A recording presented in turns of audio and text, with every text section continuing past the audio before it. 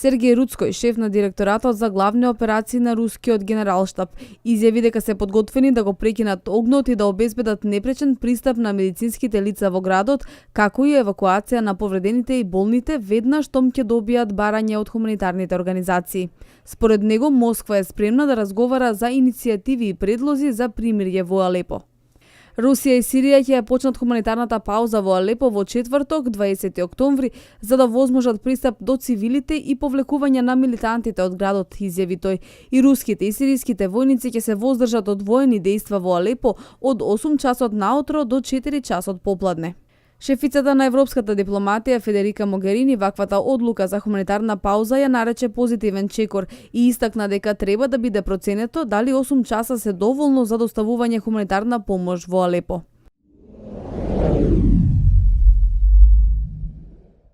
До 2030 година климатските промени може да втурнат во екстремна сиромаштија уште 122 милиони луѓе, најголем дел од Југоисточна Азија и Африка, каде фармерите ќе се соочат со стрмоглав пад на производството, објави Организацијата за храна и земјоделство.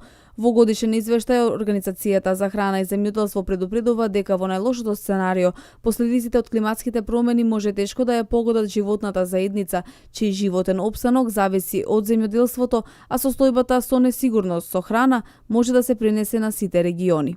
Организацијата на Обединетите нации за храна и земјоделство повикува на широка преобразба на системот за храна и земјоделство за да се прилагоди кон потопла клима со потенцирање на поддршка на малите производители. Според извештајот, моментно околу 780 милиони луѓе се гладни и тие се воглавно во држави во развој. Тие се околу 12% од популацијата во тие краишта. Од друга страна, развиените држави со начинот на производство на храна придонесуваат за загадување на животната средина и директно влијаат на зголемена емисија на штетни гасови кои се главен причинител за климатски промени. Според резултати од истражување, од 2014 година речиси 780 милиони луѓе во светот се гладни. 11 милиони страдаат од хронична потхранетост, додека 1,7 милијарди луѓе страдаат од прекумерна тежина предизвикана од 6 или 7 пати поголемо внесување храна од минималното.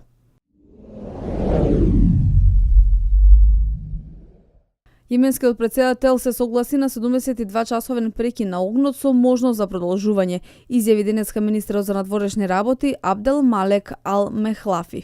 Председателот се согласи на 72-часовен прекин на огнот со подоцнежно продолжување ако и другата страна се приклучи кон тоа, напиша министерот.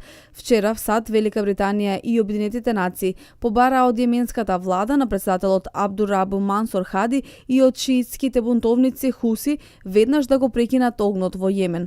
Дојде време да се утврди безусловен прекин на огнот, а потоа да се седне на масата за преговори, изјави државниот секретар на САД Џон Кери во Лондон, каде учествува на состанокот за решавање на конфликтот во Јемен.